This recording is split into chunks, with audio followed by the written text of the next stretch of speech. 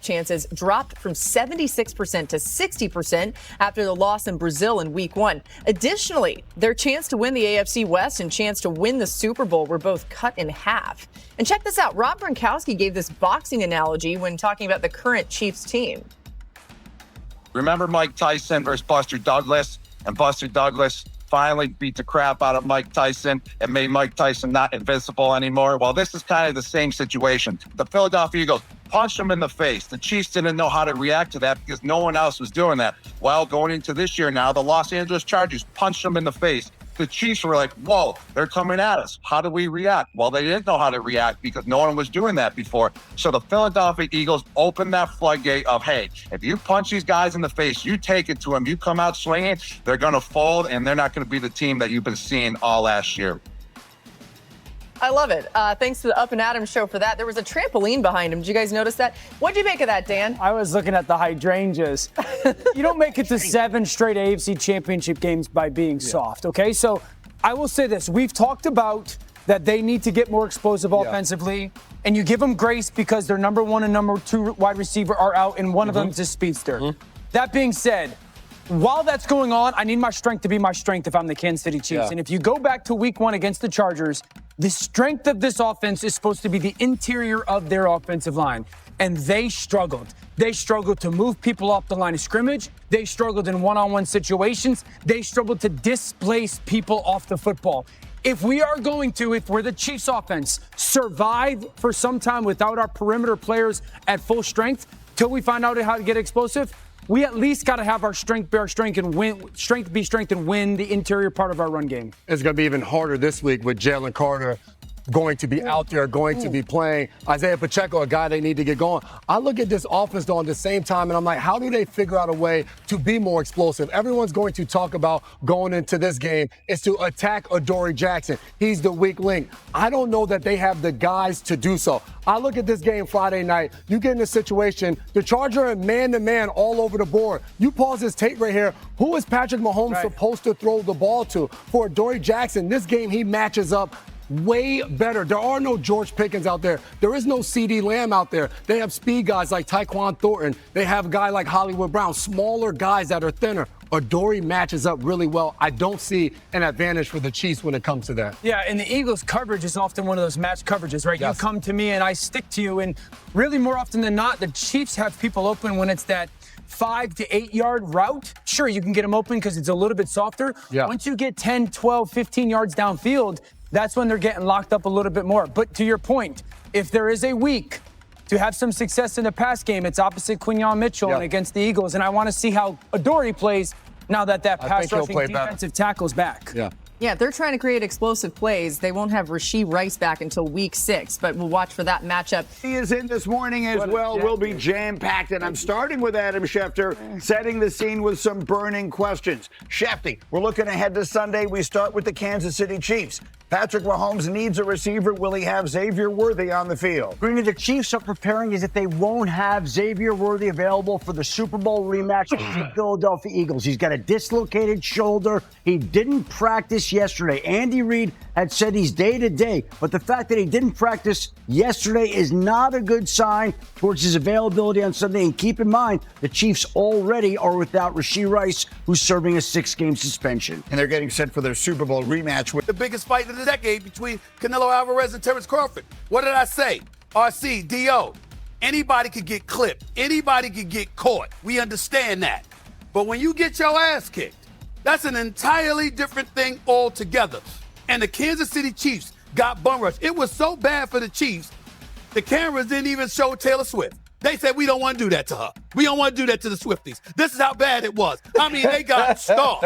And when that happens, and you are a team, you're an NFL team, and you're watching the Eagles not blitz one time in the Super Bowl, sending 4, dropping 7 back in the coverage. You talking about, what is it, 9 plays, and you can't do anything. 12 of your first 13 offensive possessions was 5 plays or less. Complete, utter domination. Spotted them 34 points before you scored a point. They got romped. And if you're an NFL opponent and you see that, you're like, wait a minute. We respect Kansas City. We know what they bring to the table. But damn, we ain't see him get humbled like this. Yes, they can be had. And I do think that aura of invincibility has been touched quite significantly. I'm gonna tell you what. Apologize for not giving him credit for that. We should have Yeah, never yeah, shared yeah. Gronk's comments. That was messed Gronk, up. next time, quote your source. We're Yeah, proud. seriously. And I'm gonna say this. You don't give it to me, I'm going to take it. I'm gonna say this, Stephen A, because I know you don't drink. You must be punch drunk too out there in Vegas. Because I'm gonna say this. There is no champion that hasn't gotten up off the mat. There is no champion that's had to pull himself off the ropes. There is no champion that's had to be coached in his corner how to fight back and win the next round after losing one. You don't go to the AFC Championship every time since being the starting quarterback and never have learned to rebound. I get it. You look at the Philadelphia Eagles and you think about that game and you say to yourself, I've never seen the Kansas City Chiefs look like this unless you go back to 2020, 2021. Look at the Tampa Bay Buccaneers Super Bowl when they were punched in the mouth and when they found a way to rebound. All this team has ever done is get up off of the mat. But because we see them on top all the time, because we see them getting their hand raised at the end of the bouts, we always think of them as winners. But this is the team that knows how to fight. This is the team in Andy Reid that has the toughest training camp in the NFL every single year. And you got your sports mixed up. See, football ain't boxing. Football is MMA. It's mixed martial arts, right? It's the UFC. Don't nobody go undefeated, right? That's why we talk about Khabib the way we talk about him. That's why we talk about John Jones the way we talk about him. Because you don't go undefeated. The best of the best of the best have lost. And then they get to the top of the mountain and they hold the championship belt and we respect them for what they've been through. And that's who the Kansas City Chiefs are. Now, if a team is better, if a roster is better, if they get outplayed, then that's going to happen. But it ain't going to be because this team is scared to fight and doesn't know how to take a punch. Well, before Dio goes, first of all, if I got my sports wrong, you got your facts wrong because Nurmagomedov never lost. John Bones Jones didn't lose in the UFC. That's so why the fact of the matter, I mean, they in the UFC. Stephen A. That's what I'm saying. I'm just using your analogy. That's what That was the point. Yes, the point I made was that's why we hold both of them in such high regard because they never lost in the UFC. Okay. All right. No problem. What I'm saying to you is this. In the end, when it comes down to, I got it. What I'm saying to you is this, and I'll pass it to Dio. This is RC talking, Dio. Think about this for a second. You trying to tell this is the part that gets tricky. So you trying to tell me you see a team get stomped like that, a 3-time Super Bowl champion, a team that's been to 5 of the last 6 Super Bowls that looks relatively invincible, and you see them get beat like that, and you as a potential future opponent don't look at them and say, aha, I'm seeing something today that I didn't see before. Not that you can't, of course they're still explosive, of course they're still great. I'm not saying that. I'm talking about the fear factor that they may have instilled in you may have been compromised to some degree. A champion like Gronk pointed that out, and I agree with him. I don't question the Chiefs' toughness. I question their ability to be explosive on offense. Yeah. I think there's real football questions about where their offense is right now because if you go back to last season, their inability to be explosive with the football down the field, and when they do, not hit it, that's more concerning to me than getting punched in the mouth. And so that's going to be the thing that would keep them away from the Super Bowl once again. It's not the physical, it's not the toughness. This defense got Chris Jones on it, man.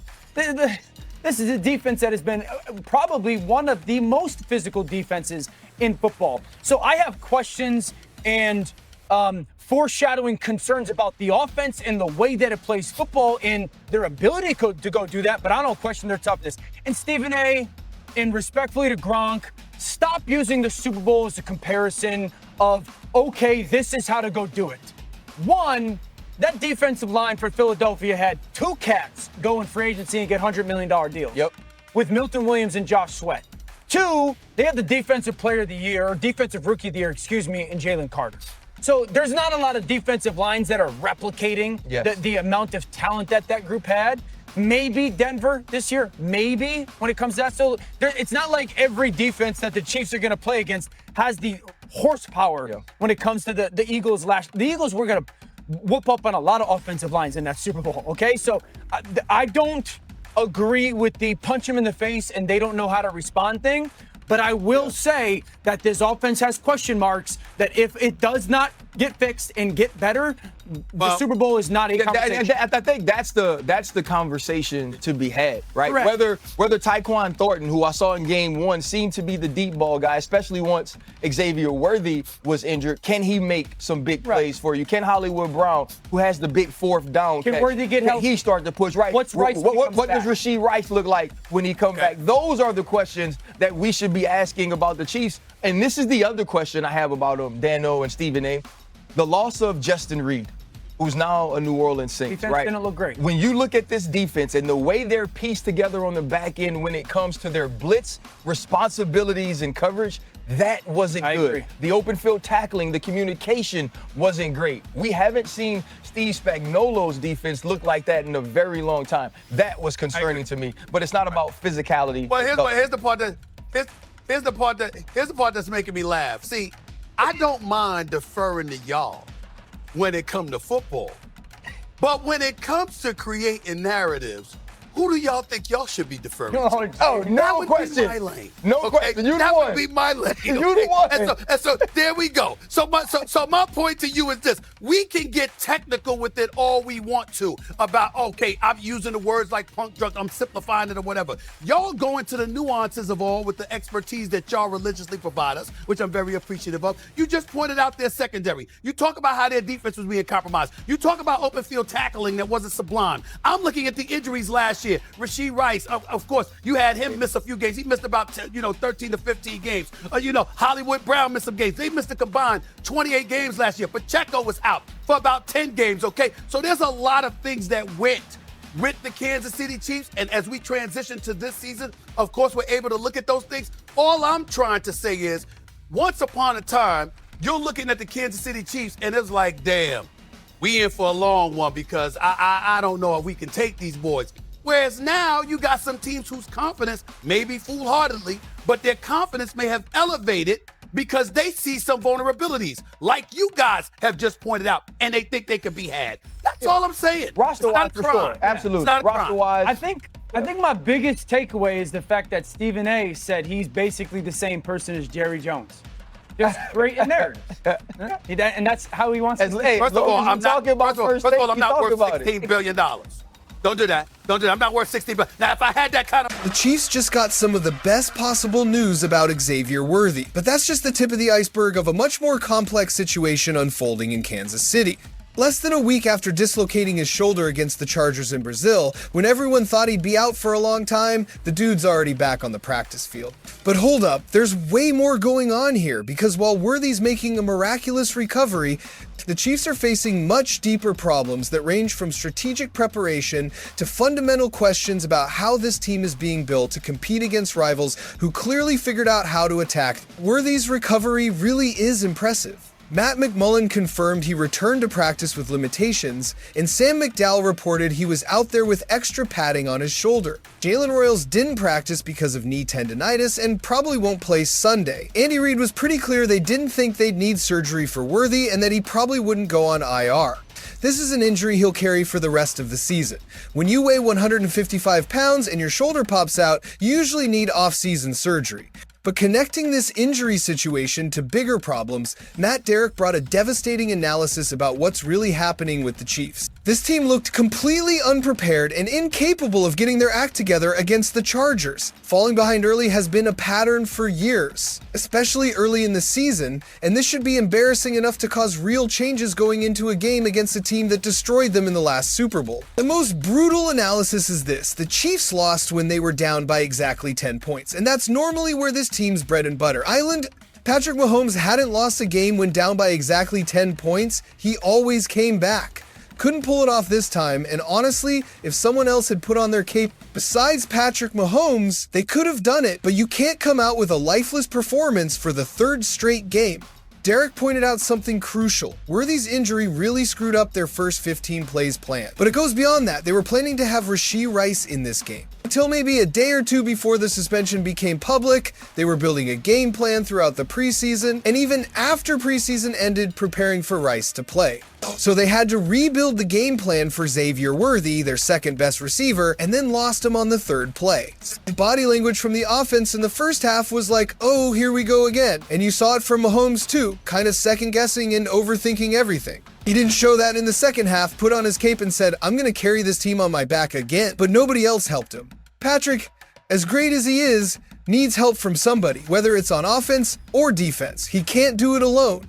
When you factor in everything, they were ready to play with Rice, lost him. Redesigned for Worthy, lost him. The backup would be Royals, and they didn't have him. There was never really a plan where Tyquan Thornton would play 40-plus snaps. You understand the mess. They basically played 3 receivers the entire game because they didn't really have Jason Brownlee and Nico Remigio in the offensive plan. But the issue goes beyond logistics. Did the 2-hour bus ride drain the team's energy, having to be at the stadium early? The Chargers faced some of that, but certainly didn't have the 2-hour bus ride. Derek's willing to give the team a break and say this was an outlier, an international game. And international games can absolutely be outliers. The Chiefs have sometimes benefited from these games being outliers in the past. But you can't fall behind to the Eagles again. Can't let that happen at home. And if they end up 0-2 because they fell behind early, you gotta wonder when it's going to stop. Talking about what needs to change, on the defensive side, they definitely have to almost go back to school on being assignment sound.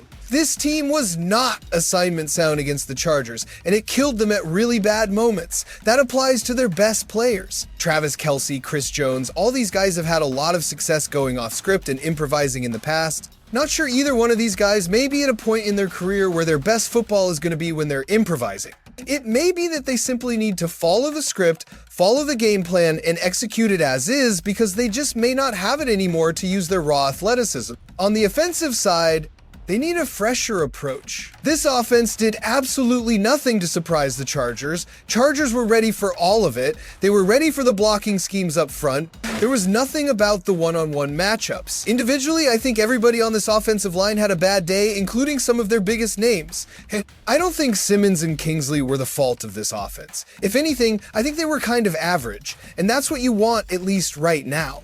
But offensively, especially up front, they did nothing to surprise the Chargers. That's one of the reasons why the Chargers were able to get pressure on Mahomes, were able to break things down, bottled up that run game. You've got to surprise some people. And the Chiefs did not surprise the Chargers in any way whatsoever. Everything the Chiefs did, Chargers have seen before. The crazy thing is, Andy Reid seems to every season have something new in his pocket. We didn't see anything new in this Chargers game. We saw them go deep again, which was something different from last year. But there was nothing that was really new, not even revolutionary, just something they're not used to showing or doing. Moving to reinforcement issues. One thing that bothers me is that the Chiefs still haven't made major changes on cutdown day. Sometimes you need to revamp. Sometimes you have a plan. You want to execute week 1. So far, nothing major for the Chiefs. But the Eagles, their new opponent this week, have already gone out and made an acquisition. Tank Bigsby, who could have ended up in Kansas City, will bring something else to their run attack. Their 5th and 6th round pick, something the Chiefs could have easily parted with, there could have been some kind of acquisition there. Is it a cap issue? The Eagles have replaced the Chiefs as the team that automatically gets rumored when any player becomes available. The Chiefs are still the team that if you want to generate interest and make sure teams drive up the cost, you still say, hey, the Chiefs are interested. The Eagles, with the way Howie Roseman wheels and deals, have a lot of draft picks for next year. So they were able to send 2 draft picks for Bigsby. The Chiefs tried to send a 5th and 6th for Bigsby, which would be 1/3 of their draft class. The Eagles give up those 2 picks and still have like 12 picks in next year's draft. The salary cap situation is problematic. They only have about $3 million in cap space. So anybody they talk about bringing in is going to have to be a minimum salary deal, somebody pretty affordable. It's not going to be a $15 million player walking through the door, much less a $4 million player. The only person they could really consider doing something with would probably be Creed Humphrey. Tyreek Hill specifically, financially speaking, that's not logistically possible. Can't imagine Kansas City would want to give up the draft capital for him, especially considering they'd need the Dolphins to eat a lot of money. He's got a $51 million cap hit in 2026, which would stay mainly with the Dolphins because it's all proration other than his salary, which isn't guaranteed. Connecting all of these limitations to game reality, the only reinforcements the Chiefs are really talking about is just turning over that defensive tackle group if they don't find what they're looking for. They brought up Marlon Tuipulotu, but he wasn't really a big part of the game plan against the Chargers. They haven't had Derek Nottie and some of these guys around long enough to figure out what they have. The expectation is they won't have any moves there. That's really the only thing the Chiefs are chewing through and talking about right now. Trying to figure out some defensive depth up front, especially for Derek Nottie, because they just don't have anybody. If Nani goes down, I don't know who your nose tackle island. You're basically going to have pass rushers and 3 techs on the field all the time. At this point, the Chargers didn't really have any interest in attacking the Chiefs on the ground. So if anything, what are you trying to beef up? Are you looking for another corner? Are you looking for safety help? Are you looking for a coverage linebacker? You got to look at how teams are attacking you. The best reinforcements might be coming from what they have by building up Christian Fulton and getting him to a full workload where he's a starter. Getting Isaiah Johnson back between him and Jalen Watson, if you can cobble that into a successful third corner. But once again, what got the Chiefs on Friday night from their quarterback play outside McDuffie was inconsistency, and that's just been kind of par for the course for the Chiefs at that spot. Talking about possible returns, Royals would be the one reinforcement they could get this week, and if he's back, even on a limited basis on Wednesday, that would be a good sign. The question is, you're just crossing your fingers that he doesn't have any setback, doesn't have any issues. I'm expecting he'll work in some form on Wednesday. If he doesn't, then I doubt you see him Sunday. Wednesday's a big day for him, and Thursday's even bigger. If he can work back-to-back days and doesn't have any swelling or issues in that knee, then you're gonna feel better. The Chiefs, Aaron Wilson reported, are bringing in Hal Presley Jr. Hasn't been official yet, probably just need to get him back into town. So maybe he's back on the practice squad. But I don't think he's somebody you'd bring up. Now, Jimmy Holiday, could that be somebody you activate since you're probably not gonna have Xavier Worthy this week? Do you do that for numbers? Possibly. But once again, you're getting pretty deep on the depth chart right now. And the Chiefs, against the Chargers, even when they struggled, didn't seem to have a lot of interest in tapping into Brownlee and Remigio. I don't know where you go from there. The question is if they switch, what they're going to do, and maybe try to use their tight end group that they didn't really seem to care to use at all against the Chargers. That's what I expected, Doc. When you saw what happened in the preseason, they would attack using the tight end group when Worthy goes down. Because you have 3 tight ends, you have to feel at least somewhat comfortable going out there in the passing game. About Worthy's chances of playing, if Andy Reid had said he was day to day, we know it would be anywhere between 1 day and 6 months. They said day by day, so we don't have a lot of clarity. Andy Reid was as opaque as he could possibly be Monday. Obviously, there have been some conflicting reports about how long Worthy might be out or whether he could play. From what we saw on television, it sure looked like one of the docs just popped that shoulder back into place on the sideline. So I don't think we have a lot of mystery here other than a dislocated shoulder of some sort. We haven't gotten any indication that surgery is required, and if that's the case, you're gonna get him back at some point. But that's also not something you just come back from in week 1. If surgery was going to be required, I think the MRI would have revealed that. They would have known at this point and probably would have acted as swiftly as possible to initiate that plan and get him back as soon as possible. There's also what you have to do in lieu of Xavier, because I don't think he's playing this week. You have to attack the Eagles where you can, not just where you want to. And there's one player in particular who's had kind of a rough go, Jaylen Carter. Carter was fined heavily for his pregame debacle last week. The question is whether Jaylen Carter serving a 1-game suspension for last week makes him come in like, hey, you gotta walk this line a little bit closer, you can't be bringing as much edge, so maybe the Chiefs are able to get a little bit more, at least parity out of their offensive line to counteract that. Or does he come in like, that didn't hurt me at all, I'm just gonna swing away, and you get a pumped up Carter the Chiefs really have to be concerned with? It can go both ways. Sometimes you see players in this situation where they've let down their team, missed an opportunity like this, got slapped on the hand, now they want to come back out and prove themselves, and they come out with a lot of fire. A guy like Carter could also be getting the message from his team that you can't cost the team like this. You can't go over the edge. So does he play with a little restraint this week just to make sure he doesn't get into trouble? He's going to have a target on his back and should know that. The Chiefs are absolutely going to make sure the officiating crews know, watch Jaylen Carter because you don't know what he's going to do at any particular moment in time. He's going to spit on our guys or slap them. Oh well, you can slap people, you just can't punch them apparently. Open hand slap, great, we love those. But this also creates a horrible precedent for the NFL. Think about this. What happens if somebody gets ejected next week? Or what if Jaylen Carter or any players get ejected after 2 or 3 plays? Are they going to do the same thing and say, oh, he only had 2 or 3 plays? This is going to be a problem for the NFL going forward? Talking about the running game, definitely 2 games in a row. I know they're separated by about 7 months, but again, 2 games in a row that the Chiefs kind of abandoned the run game, and it's only significant in the fact that they've done it before. Pacheco and Hunt had 10 carries between them in this game, and what At least 3 or 4 of those were just short yardage situations where they were trying to get first downs. That doesn't leave you with very many intentional runs. Patrick Mahomes was your leading rusher, and he was just scrambling around running for his life. So there was no intention to get the ground game going. I was also surprised there was no usage of Brashard Smith in this game. The Chiefs showed a lot of creativity, a lot of new things in Street Joe. I don't feel like we saw any of it against the Chargers. Whether that was simply Andy Reid deciding to try and win the game against the Chargers with a vanilla game plan and lost that bet, whether they abandoned some of that when they lost Worthy, I don't know. But I don't know how you beat the Eagles if you don't get creative, don't get somebody like Brashard Smith's speed involved in the game. Why is he active other than returning kicks if you're not going to use him on offense? Because that kid's too much of a weapon. You saw it during the preseason. They can take advantage of that. So I don't know why they just shied away from it, unless they were saving some things for this game and to pull out the bag of tricks. Maybe the Chiefs are going to come out here and we're going to see a completely different team. They're going to drop 40 on the Eagles and we're all going to be like, what's the problem? We all freaked out over week 1. I could see that happening. I could also see this team going out and putting up 13 points and everybody's like, okay, the sky is falling and this time around you're not going to be able to escape it. The final analysis is that we're just one more meltdown away from real panic mode. This team needs to prove it can adapt, that it can surprise opponents again, and that it won't keep making the same mistakes that have been haunting them. Worthy's recovery is good news, but it doesn't solve the fundamental preparation and execution problems that got exposed against the Chargers.